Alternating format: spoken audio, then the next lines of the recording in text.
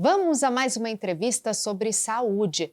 O papo hoje é sobre câncer de próstata. São estimados 65 mil novos casos da doença em 2022, segundo informações do Instituto Nacional do Câncer, o INCA.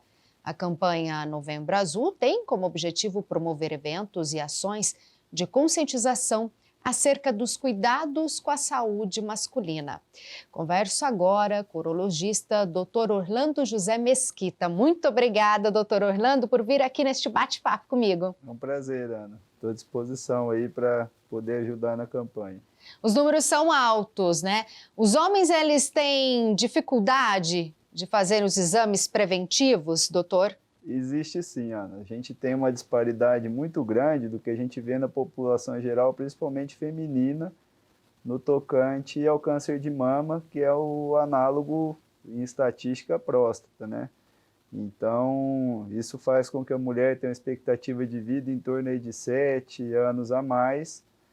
Óbvio que todos esses óbitos não vêm do câncer da próstata, mas é um dado que chama a atenção da negligência do homem com a saúde. E qual que é a importância, doutor, de realizar esses exames preventivos para detectar o câncer de próstata logo no começo? O diagnóstico precoce ele é extremamente importante num contexto onde você consegue ter uma cura mais alta, você consegue no tratamento ter menos sequelas e não deixa também de ser uma oportunidade para cuidar da saúde geral. Quantas vezes nessa consulta a gente faz um diagnóstico de pressão alta, de diabetes, de um colesterol?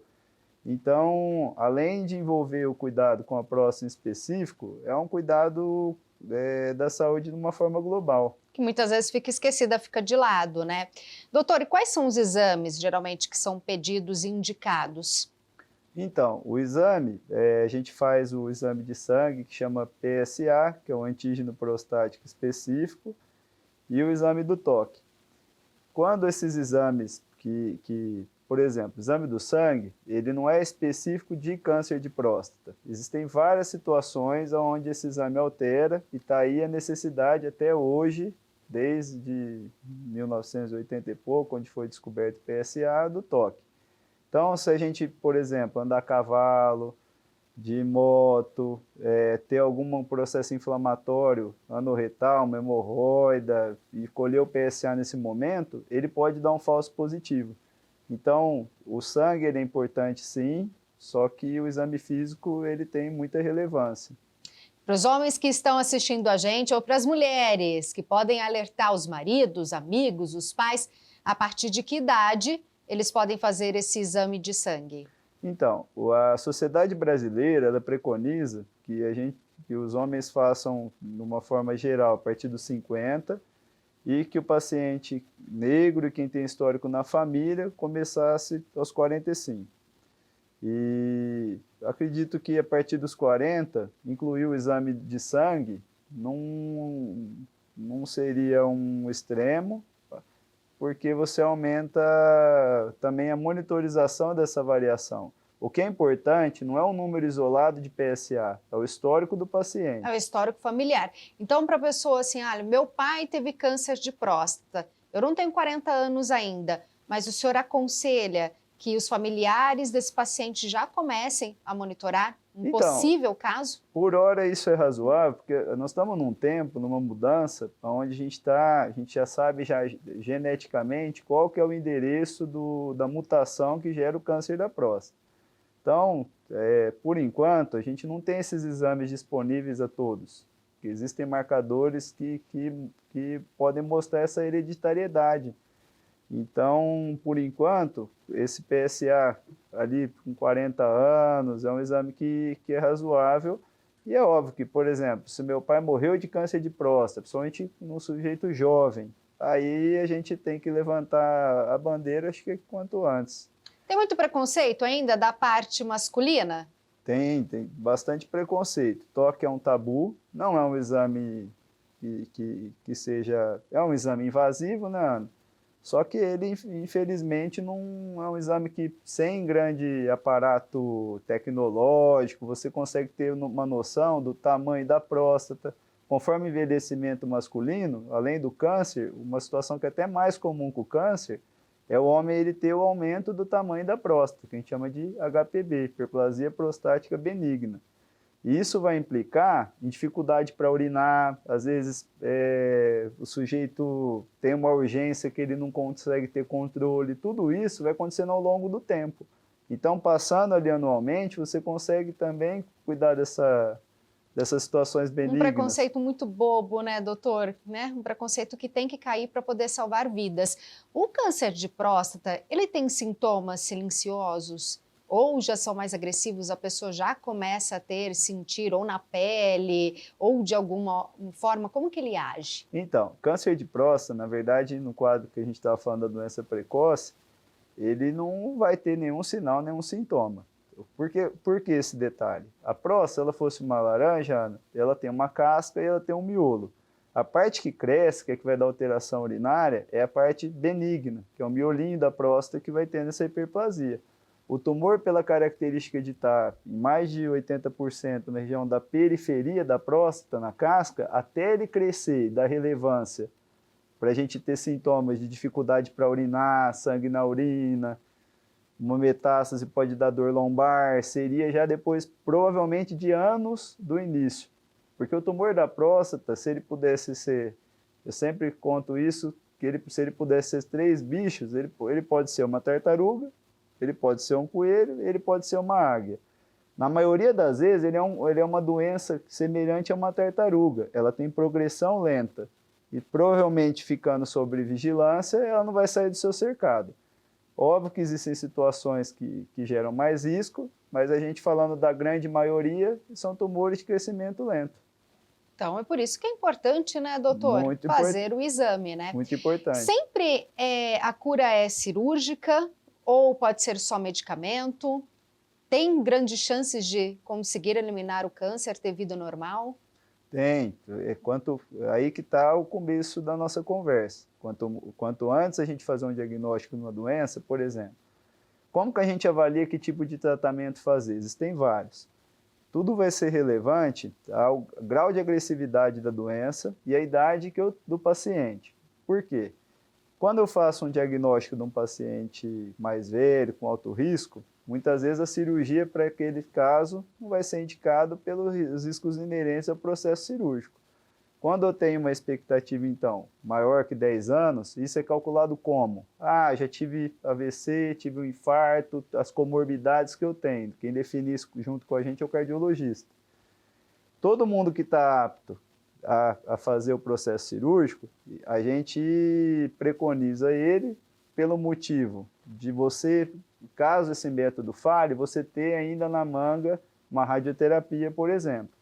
Quando a gente faz o inverso, por exemplo, a gente no ato cirúrgico, a chance de ter sequelas é muito maior. Então, quando hoje em dia, a gente opera isso pelo robô. Como você tem uma magnificação de imagem, você consegue andar muito próximo à estrutura saudável do doente, quanto mais cedo você faz o diagnóstico, maior preservação você consegue dar. Quanto mais significante for a doença, você precisa dar margem, porque na cirurgia oncológica, você tem que dar margem do tumor, você não vai operar e você precisa tirar todo o tecido doente, entendeu? Então, quanto mais antes eu faço o diagnóstico, melhor vai ser a preservação. Quais são os principais fatores de risco? Então, doutor? Os fatores de risco tem obesidade, tem a questão da raça e da hereditariedade. Então, o obeso ele tem uma inflamação sistêmica, e isso gera fator de risco para quase todo tipo de câncer. Então, um trabalho que eu acho legal citar, que é um trabalho feito com japoneses que mudavam para o Havaí. Então, foi visto que a mudança alimentar do oriental para o ocidental aumentou a chance de ter câncer de próstata no mesmo indivíduo em 6 vezes. Então, o que foi visto? Que a doença a dieta, que teria frutas, verduras, vegetais numa situação, na outra aquela dieta pobre em frutas e vegetais e rica em gordura. Então, a alimentação também é extremamente importante, assim como hábitos de vida saudáveis, tipo exercício, essa dieta balanceada, isso tudo é muito relevante também. Que é o que a gente pode mudar, ninguém pode mudar o resto, que hereditariedade é raça, a gente pode mudar os hábitos de vida da gente. Os bons hábitos podem ajudar. Muito. É sempre importante, né, doutor? Sim. Aproveita que você está vendo a gente, já compartilha essa entrevista tão importante sobre câncer de próstata, causas, sintomas e tratamentos e ajude alguém a se cuidar.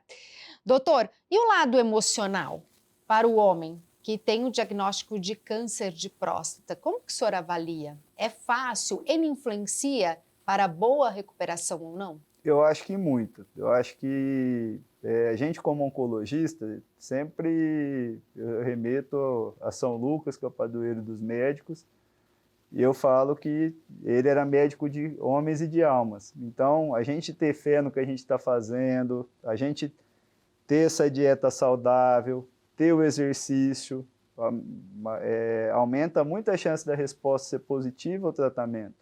Isso envolve corpo e alma, sem dúvida nenhuma. É ter pensamento positivo e fazer tudo certinho, né? Tudo certinho. Qual que é a importância para a classe médica do Novembro Azul?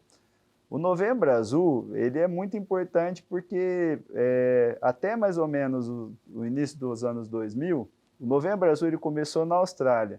Foi uma comunidade que viu essa negligência dos cuidados com o homem e começou então a usar um bigode. E a princípio chamava Movember, do mustache, que é o bigode em inglês. E desde ali, a Sociedade Brasileira de Urologia vem capitaneando essa atenção desse mês ao cuidado masculino. E isso levanta a bola muito para a gente poder conversar, fazer as campanhas, um colega cuidar do outro, às vezes alertar, meu pai teve algum problema. Eu acho que é mais assim, o cuidado da gente um com o outro. Eu acho que isso que estimula mais a campanha. Informação, né? Informação. A gente está terminando. Eu quero que você deixe um recado para todos os homens que vão assistir sua entrevista aqui sobre a importância de se cuidar. Bom, eu acho que o urologista, ele é, acima de tudo, um amigo, um confidente. Ali a gente pode conversar de situações que muitas vezes a gente não conversa nem com o irmão, nem com o melhor amigo. E nessa caminhada do envelhecimento masculino, acredito que é de extrema relevância a gente ter contato e conseguir prevenir situações que depois podem fazer a gente ficar chateado por não poder ver o filho crescer, não poder acompanhar o sucesso, enfim, ver os netos, que é o que a gente quer, não deixar a doença dar um fim precoce para uma vida aí que a gente deseja de muita felicidade. Muito obrigada, viu, doutor Orlando? Eu tenho certeza que tudo que você falou aqui vai ajudar muita gente e abrir mentes. Amém. Cuidar da saúde é um ato de amor, então você aí não tenha vergonha, faça os exames preventivos. Até a nossa próxima entrevista. Tchau, tchau!